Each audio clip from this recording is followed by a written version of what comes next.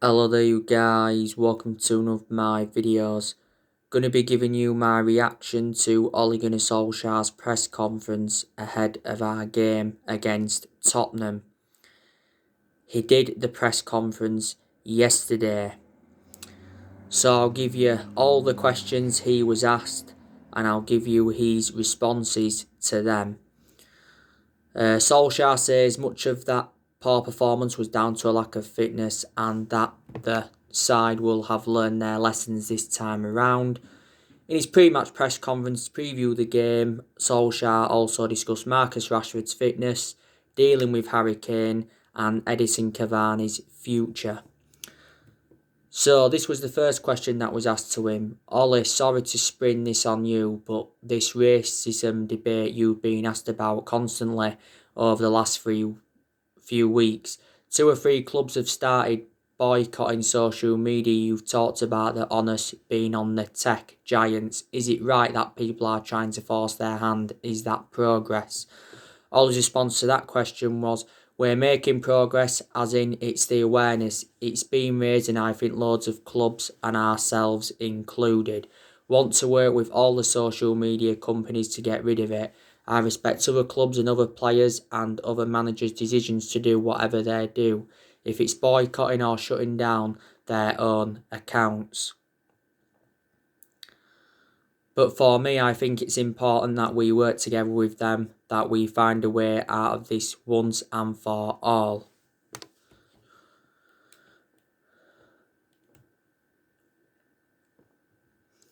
This was the second question that was asked to him.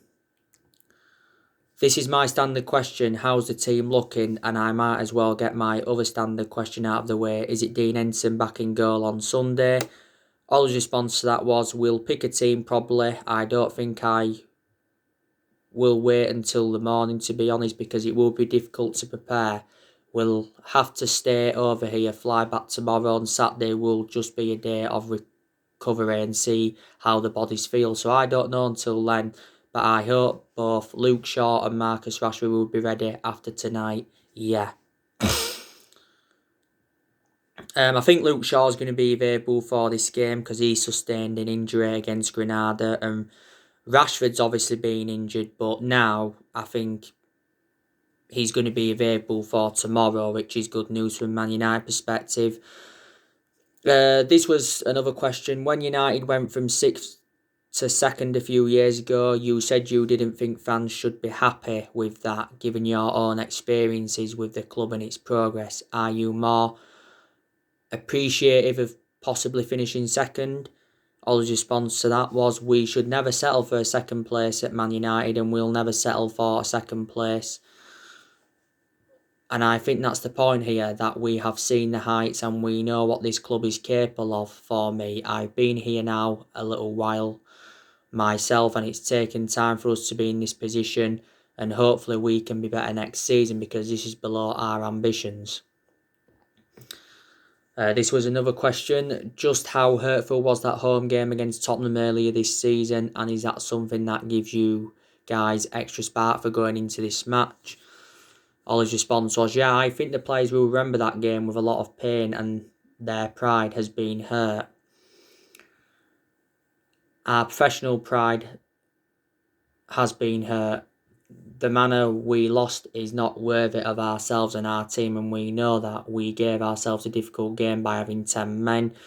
Pre-season was short and we were up to the standard required, but we were so poor, and I'm pretty sure that we'll see some players wanting to prove that we're better than that. Fair response from Ole. Yeah, Martial did get sent off in the 6-1 defeat to Tottenham, didn't he? This was another question that was asked to him. Can you just recall what the feeling was like in the dressing room and on the squad after that Spurs match, and which areas do you think you've improved on most since that game? Ole's response to that was, well, the biggest thing that we've improved on is our fitness levels, because we were short of what they were at. It was our 3rd game, was it? 3rd game, and we didn't look anything like them, and we got conned into a red card, and that's something that we have to be aware of. That we can't react to that is because we know that in games there'll be situations that you'll be wound up, and we've learnt a lot from that, and I'm sure we'll have a better performance this time round. This was another question. Ollie, just go back to Marcus, particularly as before most games, there's a lot of concern about him and he's played an awful lot of football this season. There's quite a lot to come, including the Euros. Should England fans be concerned about his fitness going into the summer, and will he need a break at some stage? Ollie's response: I don't think you need to be concerned about his fitness, of course, barring any injury. No, his fitness is really good. He's an athletic boy, he's a fit boy, strong boy. You can see when he goes into headers and challenges, he can look after himself. But at one point, of course, you hope to get to a position where he doesn't have to play every game, every minute. And at the moment, of course, we have to take him off because his foot is a little bit sore. So hopefully that'll improve as the season goes on, because I think he was better tonight than he was on Sunday. Rashford, did do well against Granada. He scored a very, very good goal, took it down well, and it was a superb finish.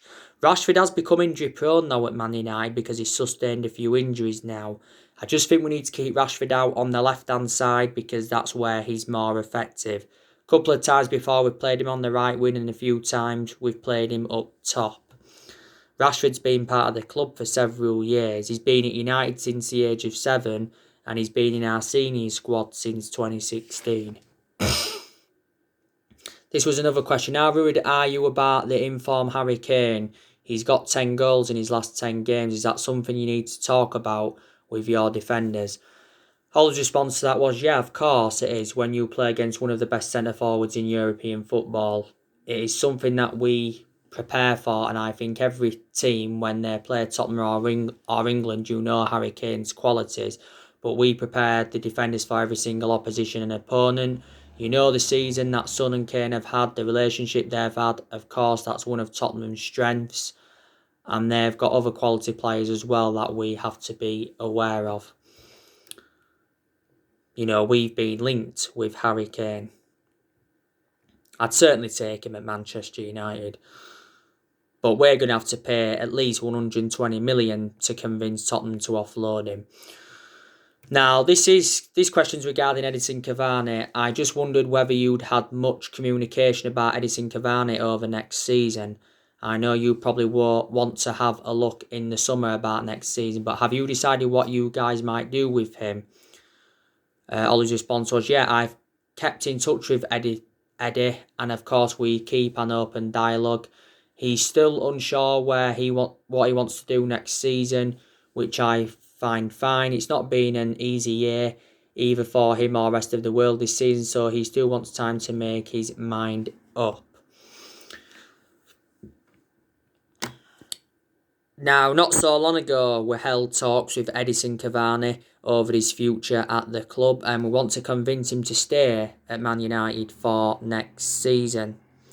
Footballer Insider recently said that Edinson Cavani is willing to take a pay cut to join Boca Juniors.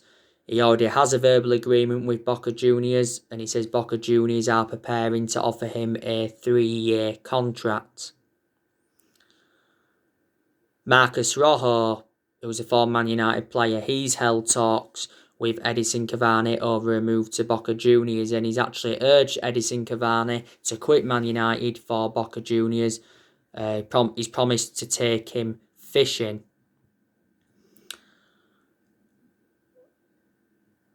Cavani's current contract expires at the end of the season, but we have an option to trigger his contract for a further year.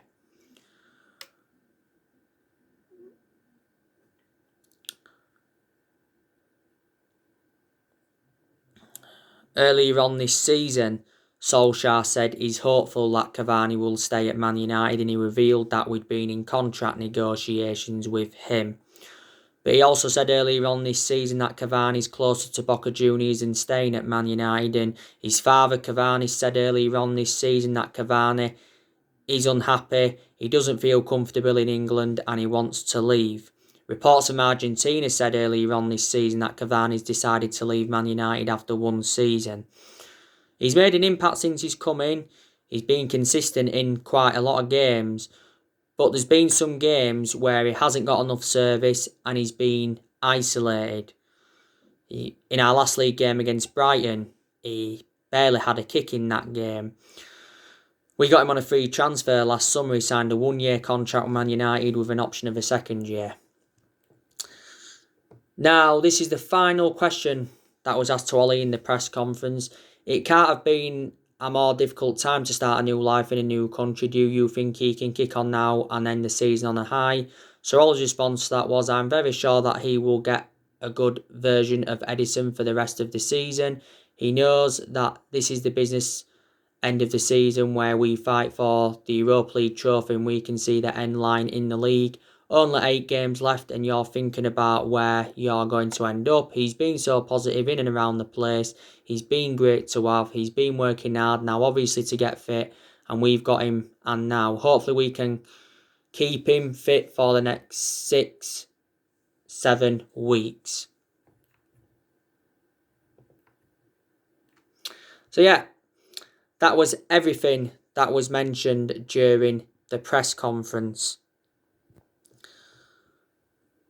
Now, we're coming into this game against Tottenham with a lot of confidence because we recently had a very good win against Granada in the Europa League quarter-final first leg. We beaten them 2-0. 2 away goals for Manchester United and a clean sheet. It looks like we are now going into the semi-finals of the Europa League. That'll be 5 semi-finals under Ole Gunnar Solskjaer. And I thought it was a pretty good performance against Granada. Obviously, the goals came from Marcus Rashford. He scored the first one. It was a lovely long ball from Victor Lindelof. Lindelof was superb against Granada. And the second goal came from a Bruno Fernandes penalty towards the end of the game. The disappointing thing was Harry Maguire, Luke Shaw and McTominay getting suspended. So they're now going to miss the second leg at Old Trafford. Ole Gunnar Solskjaer knows how important it is to get his first trophy on the board as Man United manager. He's not yet won a trophy as Manchester United manager, and we haven't won a trophy since 2017. That's nowhere near good enough to our standards. If we fail to win the Europa League this season, that'll be exactly 4 years without a trophy.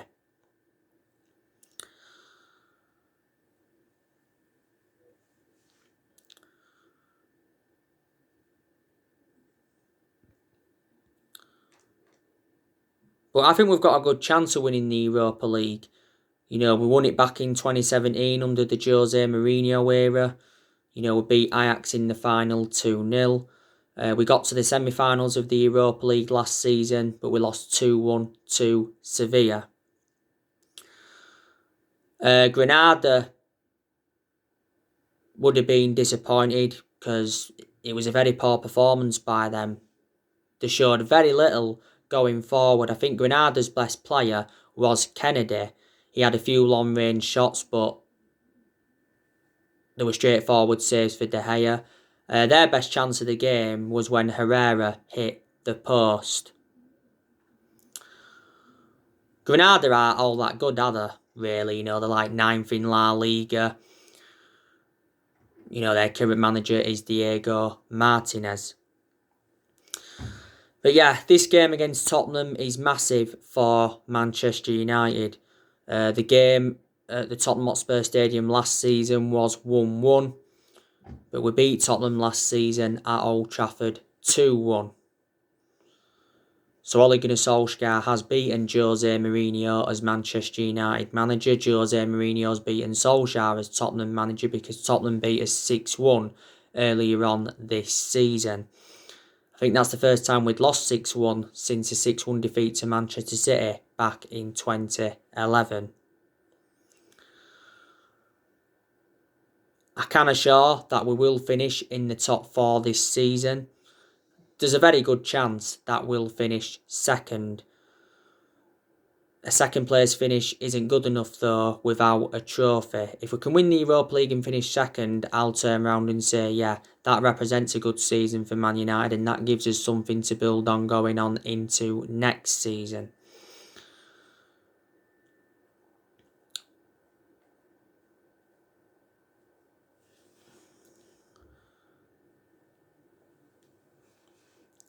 Tottenham, they're currently sitting like 6th in the Premier League.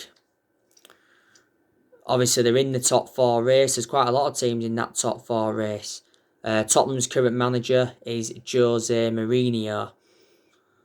I'm expecting Tottenham to sack Jose Mourinho at some point. Jose Mourinho has now passed his sell-by date.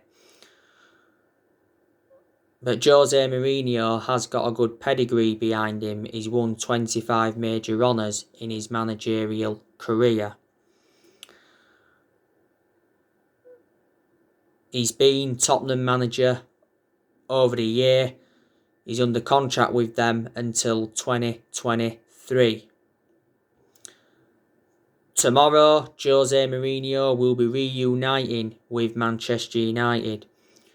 Because we did have Mourinho for 2.5 years. He won the Europa League, the League Cup and the Community Shield during his time at Old Trafford. I think he also got a second place finish, which I think was in his first season. So you can say Mourinho enjoyed one good season at Man United. But the main explanations it didn't work out when we had him is because he had bad disputes with the board, bad disputes with the top players, and the board in general weren't backing the signings that he wanted to recommend in. To be honest with you, I think Tottenham made a bad mistake by getting rid of Mauricio Pochettino. Pochettino did a very good job at Tottenham despite him not winning anything at Tottenham. He endured 5.5 years at Tottenham. Analysing the vast majority of his tenure, Tottenham were competing in and out of the top 4.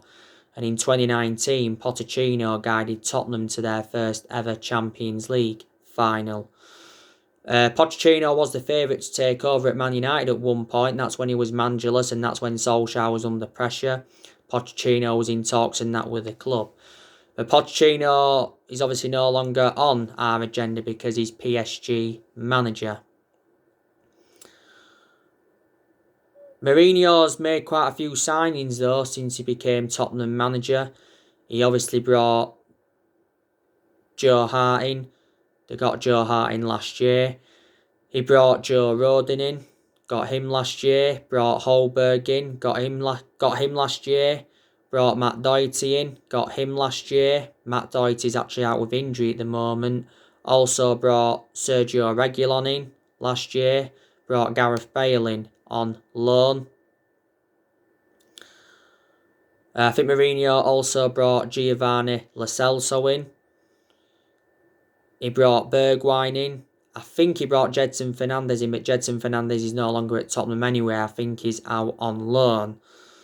I think he also brought Vinicius in, who Tottenham brought in last year, and he also brought Ryan Sessegnon in.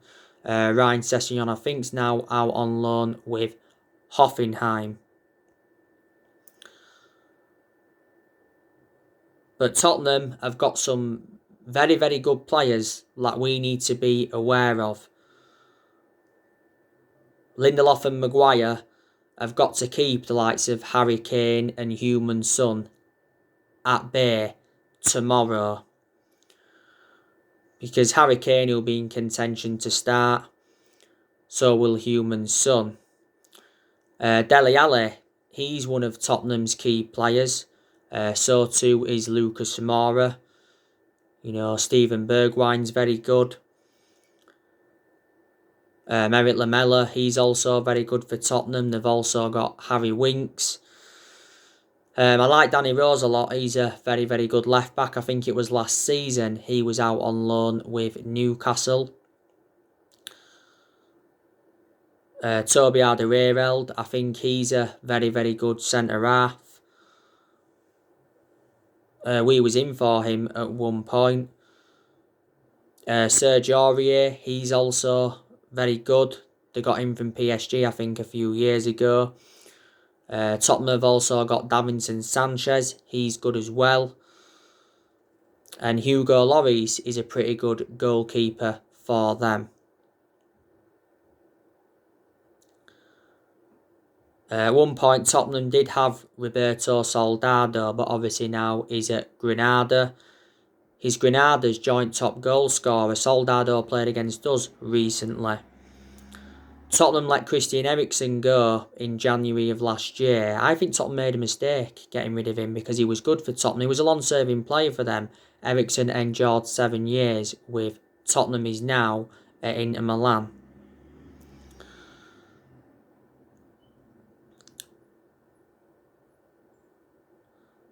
After Tottenham, we do play Granada in the second leg of the Europa League. And then after that, it's Burnley, then it's Leeds, then it's Liverpool. So games are coming up thick and fast for Manchester United.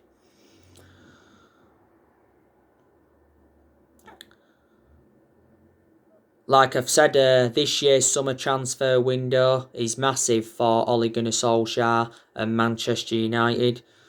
Reports said not so long ago that Man United will spend big in this year's summer transfer window, but Solskjaer wants to keep transfer dealings quiet. I reckon Solskjaer needs at least £200 million if he's to get the players he wants in the summer transfer window. I've already identified the positions we need to strengthen up. I think we need a striker, we need a right winger, we need a defensive midfielder, and we also need a centre half. We need someone to go alongside Harry Maguire in our back line. Someone that will complement him. But I'm expecting us to make around 3 or 4 signings in the summer transfer window. Earlier on this season, Ollie did warn that we may not do business as usual due to the coronavirus pandemic, but he said he's interested in bringing in players that will be a perfect fit for the club. The summer transfer window will be Ole Gunnar Solskjaer's 5th transfer window as permanent Man United manager. So far he's endured 4 transfer windows and he's spent almost £300 million. And he has made some good signings to his credit, but he hasn't got all the players that he wanted to recommend in as yet. I can assure Solskjaer will be Man United manager in the summer transfer window and he'll be Man United manager next season. I said Solskjaer does deserve another season because we've said Solskjaer won't be sacked even if we fail to win the Europa League. But I can assure Solskjaer is not the long-term manager for Man United. He's already agreed a new 3-year contract worth £30 million. I presume that there's a lot of United fans that disagree with us giving him a new contract. Some United fans think maybe it's the right decision to give him a new contract, but does he deserve a new contract? In some aspects, yeah. In some aspects, no. Solskjaer still has 1 year left on his current 3-year contract. But yeah, still a lot of United fans that are demanding Ollie out, despite the good win against Granada recently and despite us beating Brighton. They've got main explanations why they want him out. But there's still some Man United fans that are Ollie in, saying that we need to give him more time. This is his 2nd full season at the football club. He's been Manchester United manager now over 2 years. Reflecting now on his being at the club, he's gained some managerial experience, he's learnt quite a bit on the job and he's tried quite a few different elements. Ollie is our best manager since Ferguson, I can assure that. He knew when he'd taken over at Manchester United it was going to be a massive job, despite him knowing the club through thick and thin. But I do believe that he is in a position that he shouldn't be really in. And did Man United give him the job too soon? Should we wait until the end of that particular season to decide or not whether to give him the job? But we're giving the job permanently a couple of years ago, reflecting on how well he did as the interim manager in that 3-month period because he won 14 games out of 19 in all competitions. We appointed him in December 2018. I think the main explanation Solskjaer is still Manchester United manager is because he's a club legend. I think disregarding being a club legend, I can almost assure he wouldn't have been here now. All he did endure 11 years as a player for Man United, he flourished under Alex Ferguson's guidance.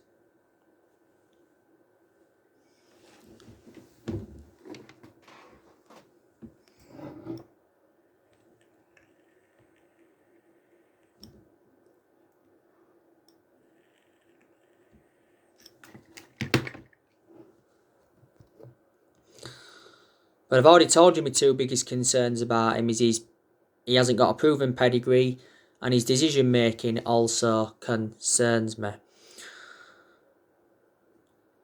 But Solskjaer has not been backed enough yet, because like I've said, he hasn't got all the players that I wanted to recommend him, but I think there's a very good chance he'll get the backing he deserves in the summer transfer window, because we've got John Murtough, he's our director of football.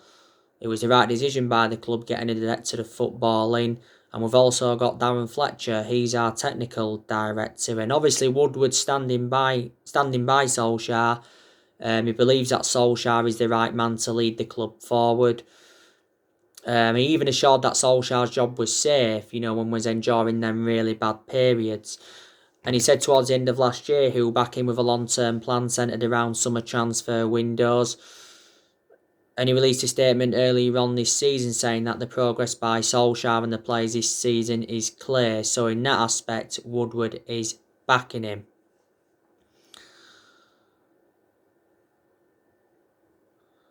But in the summer transfer window, we're going to focus on the incomings and the outgoings. A few players are going to leave Man United in the summer transfer window. Like I said, I think there's a good chance Cavani's going to go. A lot of United fans are saying that we need to sell Anthony Martial. Anthony Martial has been out of form for the vast majority of this season. He's out injured now. Solskjaer said not so long ago it's likely that he's going to be out for the rest of the season. Juan Mata, I think there's a very good chance he'll leave us. Nemanja Matic, I think there's a good chance we'll offload him because he isn't one of our first choice midfielders. But he still obviously is being given his opportunities. Donny van der Beek, I think there's a good chance we'll offload him. I think we should because he's not getting enough opportunities at Manchester United. There's been talks of a Donny van der Beek and Adrian Rabiot swap deal. I think that'd be a good swap deal, I really do. Paul Pogba, he could still leave Man United in the summer transfer window, but yeah, he could stay potentially past the summer. Paul Pogba recently sustained a minor injury, but he should be okay.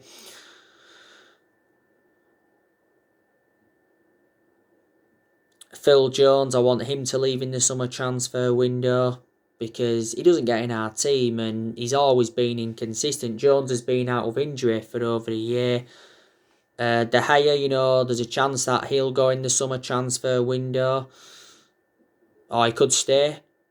Axel Tuanzebe, should we offload him because he doesn't get in R11. Diego Dalot, will we get rid of him permanently because he's out on loan with AC Milan at the moment. Sergio Romero as well. I'm expecting us to offload him. Alex Telles, he could leave in the summer because he hasn't been given enough opportunities at Man United. There's been talks of an Alex Telles and Nuno Mendes swap deal. Would that be a good swap deal? When we got Telles last summer, I expected him to be our first choice left back.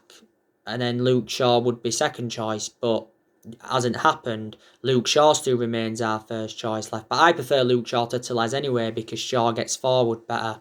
To Telles' credit though, he did well when he came on against Granada. He put some good crosses in that into the box and defensively he was good. We got him in a deal worth 15.4 million.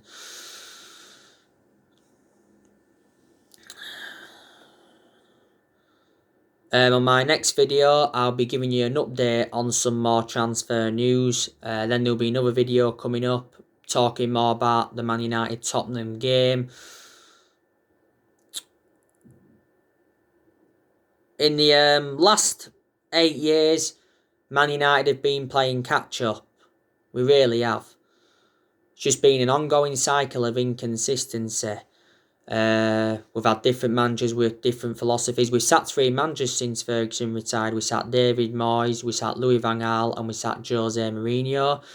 And we're not really known as a sacking football club. And like I mentioned before, we haven't really got the structure to keep sacking managers. We haven't only sacked 3 managers in the last 8 years. We've also overpaid for players. We spent over £1 billion. Mistakes have been made in the last 8 years as well. That's why we haven't been as consistent as we'd like to have been. I think the board's been one of the biggest problems at the club for a while, reflecting how poor our recruitment policy's been. We've also overpaid for players. And the managers that we've had since Ferguson retired haven't got the players that they wanted to recommend in. We must have brought a good 37 players in since Ferguson retired. We haven't won the Premier League since 2013, so that's 8 years ago now. But a lot of United fans predicted it was all going to go downhill when Ferguson retired, which it has done. No one's going to replicate what Ferguson did at the club. And we're not expecting to be the team was under Ferguson. You know, Ferguson enjoyed a 26-27 year tenure at Man United. He won 30 odd trophies. So he obviously brought success to the club, but Ferguson didn't settle in straight away because he didn't win out in his first 4 years at Man United. So anyway guys, that's everything to update with today. Drop your comments, likes below on the channel. If you do, consider subscribe as always, and take care. God bless. See you all again very, very soon. Thanks for watching.